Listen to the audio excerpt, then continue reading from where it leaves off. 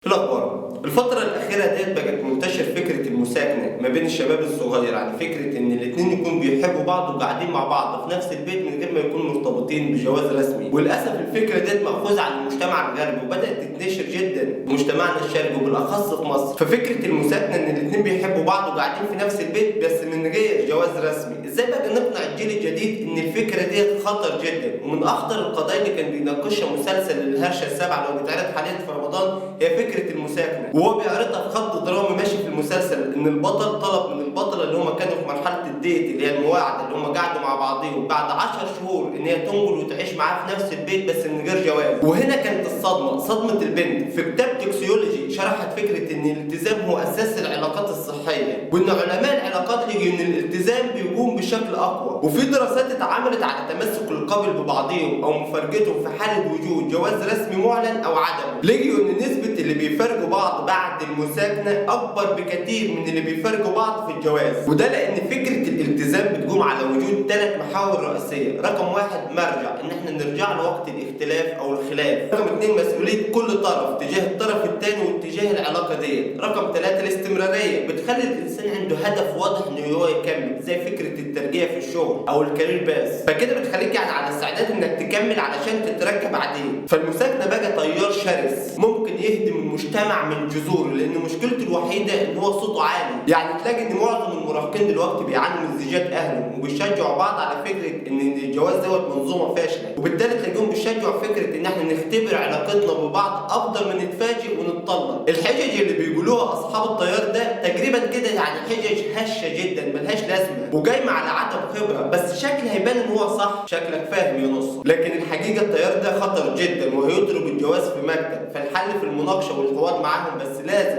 نبقى فاهمين ان احنا بندافع عن ايه. يعني ابسط حاجه ممكن يقولها لك يقول لك بص على الدول اللي هي بتطبق المساكنه من زمان والناس اللي عاشوها وصلوا لايه دلوقتي. فنسبه كبيره من الاجهاض المصاحب بالعقم والمرض النفسي ومحاولات او حالات الانتحار وكل الكوارث المصاحبه لتشويه نموذج الزواج. او رقم 2 مثلا ان البنت في العلاقه ديت بنسبه كبيره هي اللي بتدفع الثمن الاكبر، لان هي بتفقد مشاعر الامان اللي هو الاحتياج الاكبر اهميه عند اي حد وبالاخص عند المراه. وخصوصا بقى لو العلاقه ديت ما انتهتش بالجواز، ساعتها بتدور على حد تاني غالبا كده بتبقى متقبله الفكره، بس مش اكيد ان حد سوي او مش مستغل هيقبل بنفس الفكره دي. رقم 3 النموذج الالهي اللي دعت ليه كل الاديان هو الزواج بين رجل وامراه بعقد وعهد معلن ما بين الناس كلها، والناس كلها تبقى واخده بالها والناس كلها تبقى عارفه ان الاثنين دول متزوجين، اللي هي فكره الاشهار. وده اللي بيضمن للمراه بالذات الامان الاجتماعي والنفسي والروح والجسدي، وبالنسبه للراجل ده بيساعد على الحفاظ على عهده تجاهها واتجاه العلاقه ديت. فانا عايز اقول لك ان كسر وصيه الله هي حرام في كل الاديان. انت بتكسر امان وسلام الانسان، بعيدا بقى عن مدى ادراكنا فيه قد ايه مهم الموضوع دوت ان هو بيغضب ربنا ولا لا. انت هنا بتكسر وصيه الزواج. وغير ان دايما في حد احنا بنرجع له، مش زهقنا يبقى نمشي. وده اللي بيحصل يعني في المساكنه، ان انت خلاص زهقت من الشخص اللي انت قاعد معاه في نفس البيت ومش متجوزين، خلاص يعني كل واحد يروح لحاله ونمشي بقى،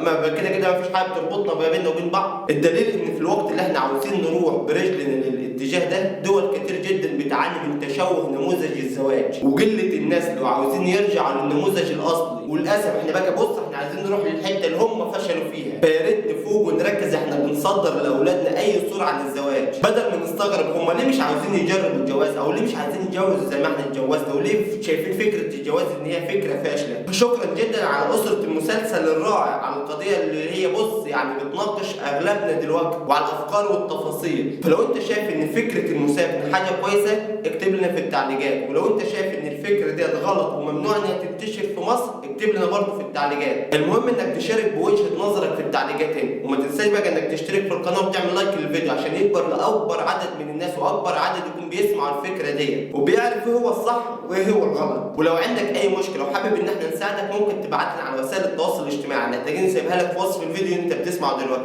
ولو انت عندك مشكله وعايز تبعتها لنا من غير ما نعرف انت مين، هتلاقيني برضه سايب لك لينك الصراحه اللي احنا بنستقبل عليه كل المشاكل وبنعرضها على القناه هنا من غير اي مقابل مادي، وبنستنى ان احنا نسمع راي الناس فيها. لو محتاج ان احنا نشارك مشكلتك على القناه ابعت لنا على لينك الصراحه اللي هتلاقيني سايبه لك في وصف الفيديو. ما تنساش تشترك في القناه.